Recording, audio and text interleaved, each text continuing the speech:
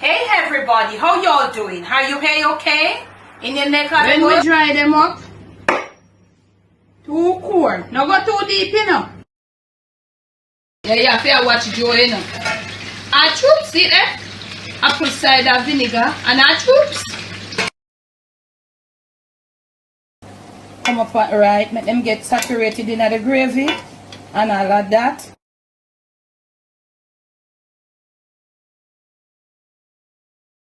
On today's episode of the Jamaican Cooking Channel, we'll be preparing some Red Herring Fritters. You heard right, Red Herring Fritters. First and foremost, I want to say thanks to all my patrons. Thank you so much. And if you, whenever you watch this video, you want to be a member of my Patreon, the link will be in the description. Also, it will be pinned in the comment section. Okay? Remember that we have revamped our merch, because I know some people don't watch to the end of the video. So we are make them look these little commercial announcement, these little announcement, whatever we want to call them, right here. Okay? So we're gonna be making red herring fritters. Now I have here about 3 ounces of deboned red herring. You could get the boneless red herring, but I'm using the regular one that I remove the skin from. I did wash it with some lime juice, and I soaked it also in some lime juice, and I did remove my bones to the best of my ability. You can also use this one, but if you want to use the deboned ones, but when you get it, you must remember it is salty, so you'd like to soak it in some lemon or lime water for a little period, and then rinse it to get rid of most of the salt. So I'm gonna put it right in here, and I have a very little I won't say method that I use. I always, when I'm doing my saltfish fritters, I like to coat up my fish, saltfish. So now this is the red herring. I coat it up in the flour, dry flour. Why? It enables me to see if there are extra bones. So when the flour picks up the dry fish, red herring or whatever, you would see the bones sticking up. And I've showed that to you in prior videos. Now a lot of people would want to say, Miss Debbie, couldn't you show us the preparation of the red herring? I'm gonna leave the link to the video that I showed you how to debone and to pick up your red herring. Okay, if you're somebody that really wanted to go finer, there is also my Solomon Gunde. That is a little Jamaican delight that we use. Eat it with crackers. I have that video there too. Go check out my Solomon Gunde video. I'm also going to leave the link. So if you want your red herring to become like that, you could go and see how I do it to get it so, you know, fine. So now I have done all of that, and it seems that I did a pretty good job with this red herring, because you know they have different, their bones are different. It's more complicated to remove. Now, as with any fritters batter, you need some moisture, texture. So I've got here a good amount of chopped tomatoes. Yeah, I always like to use a lot of tomatoes. It gives my fritters nice texture on the inside. Some chopped scallion, could be greener, but look here, life happens. Sun is hot in Jamaica. Now to this, I want to add a little paprika for a little different color. Not a lot, just to turn the color of my fritters a bit. So I would say I put there like about 1/4 of a teaspoon of paprika. I am going to grate a small peg of garlic in my mixture. I will leave for you my playlist of fritters that I have on YouTube. Okay? You can go check that out. So, putting in some black pepper. If you have the refined, normally in the olden days, they never have this. So them did have, I would prefer the refined too.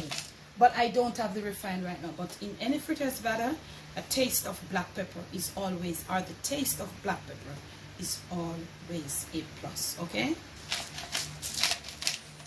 Putting in some black pepper, especially with this red herring. Yeah, and I think we have done enough right there. Now, for me, fritters must be spicy.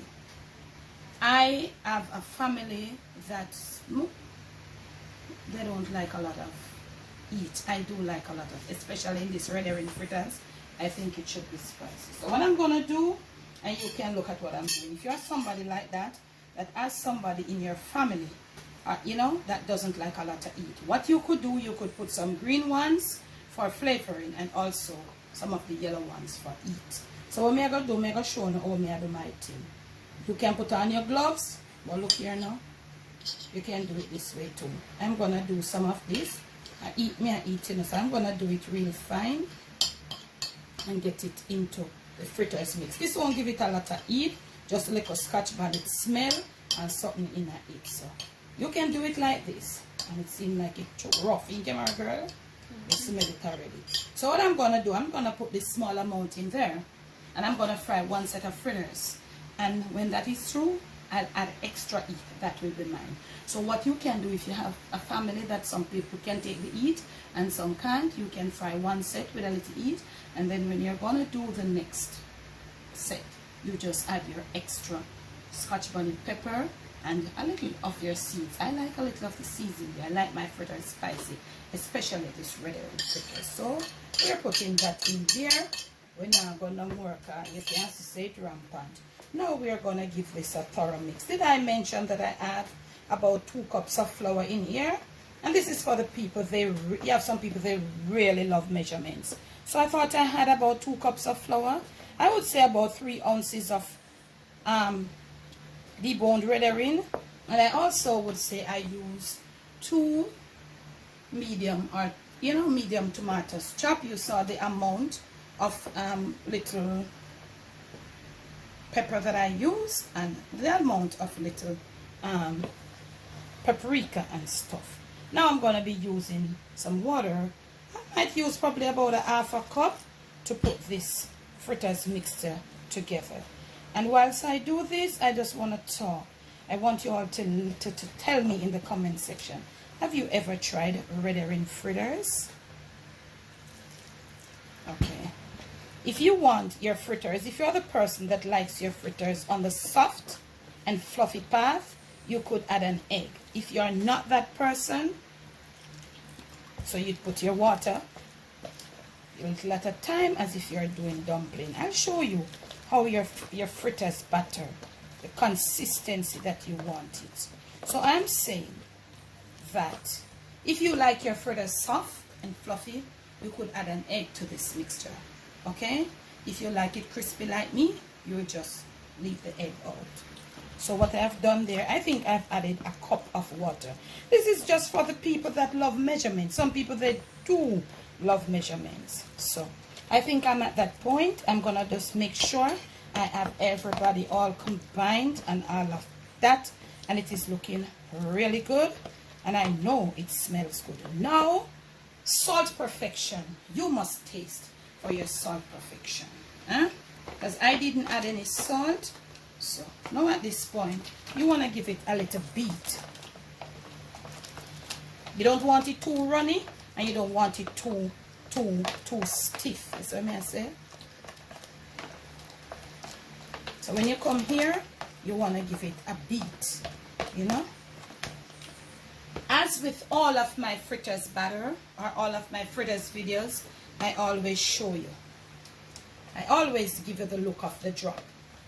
Okay? This is not too watery. This is not too stiff. If it is too watery, simply you add a little flour. Just sprinkle it all over. Don't put it one place in lumps. Sift out a little and add a little. And because you don't want, when you go down in this wet thing, it start get lumpy and some other fritters can come up without some white mark in it, like say, you know, some white flour lump. That's not good. Okay? If it is too watery at this point, you'd add a little flour. And more than likely, if it's too stiff, you'd add a little extra liquid. So look at this. This is the drop. This is the drop look. This is the drop look. If you are making fritters for an army, you would want to use more. Quite understandable. More means more. Let us taste our batter for salt.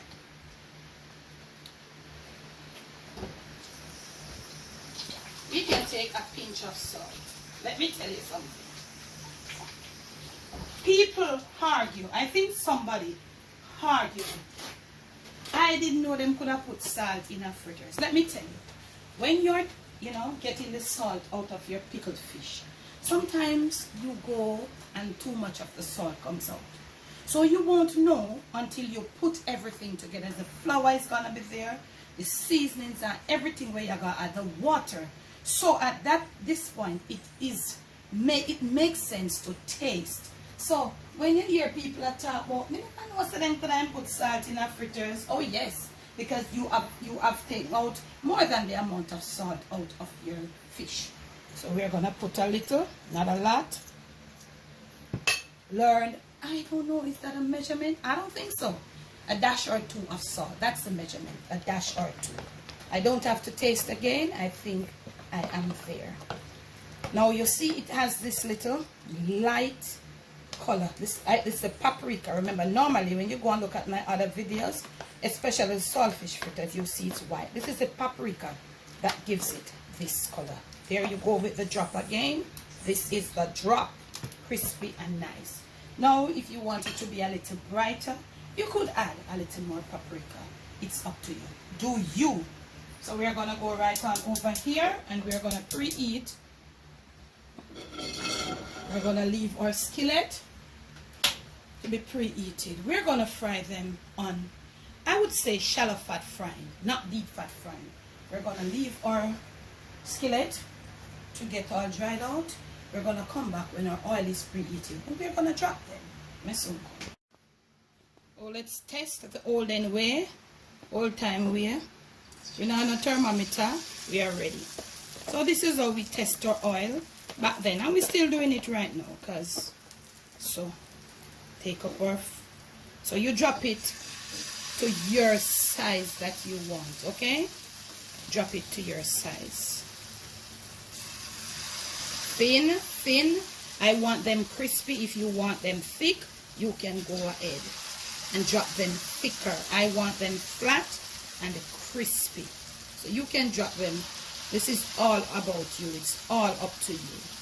So we are frying them on the medium. That is how we fry them. We don't fry them on any higher heat. Why, Debbie? Because we don't want the fritters them burn up, and when we come, we are run with one whole heap of excitement and fry the grade, and we have to turn them and all of them something there. And when we check it out, it's burning on the outside here. In the middle, that flour is not cooked and all of that, and we are forced to flip them because they are frying on too much of a high heat. Now let's get to that. That is one set. So in this set, we're gonna add some extra. Remember, I told you, so if you have family like where some people love spicy and some don't love spicy or can't do spicy, now I'm gonna do spicy. So it's about you now to know that you're to, what you could do to make the difference. You could add a little more paprika to make sure so the spicy ones, they have a brighter color. You could do something to indicate the difference of the spicy ones and the not so spicy. Chopping this real fine, and we are going to add this. See, me have a little seeds and all the little seeds and man, so because of here, fritters must taste a pepper for me, especially red herring fritters, all fritters. And you can go and you can dig it up with a little notch of black, extra notch of black pepper. I like mine like that. What about you?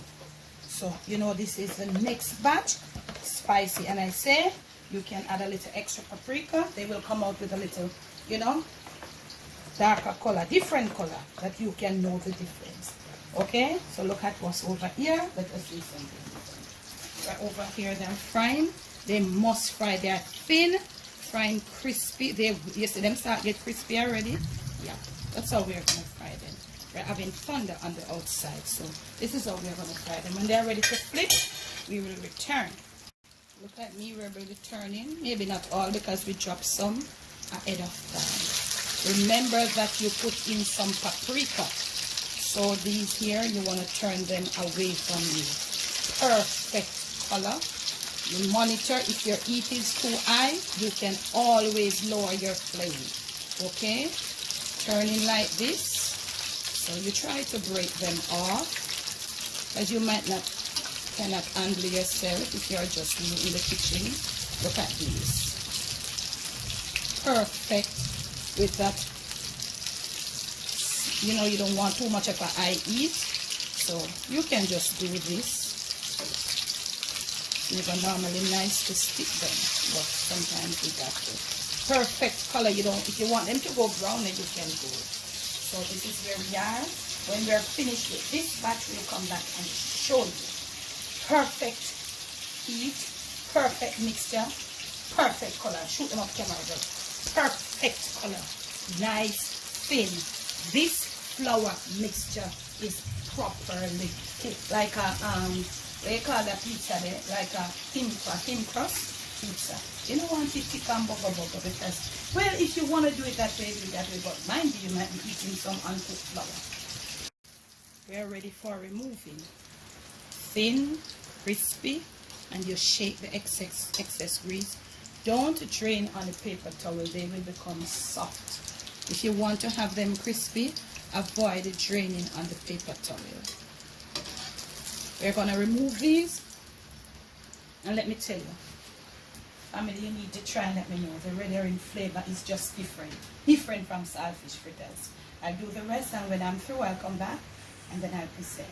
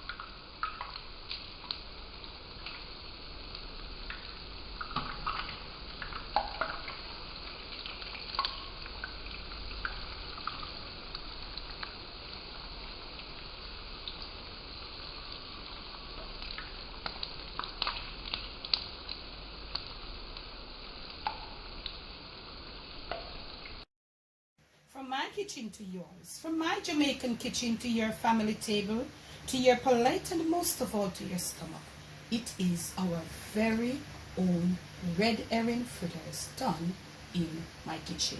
You can do it in yours too. Follow the video to the T, it's not hard. Don't click through on and off, all the necessary little info, little questions that you're going to ask in the comment section. I've already addressed them. I've even given you a little measurements there for the people that really goes for the measurements. Make them. These can go for any season. They can be served anytime. Breakfast, lunch, brunch, dinner, supper. They can be added at any time. Take it, make it your own. Make that mark on it. Do it for your family and let them enjoy. Once more, from my kitchen to yours, please do enjoy.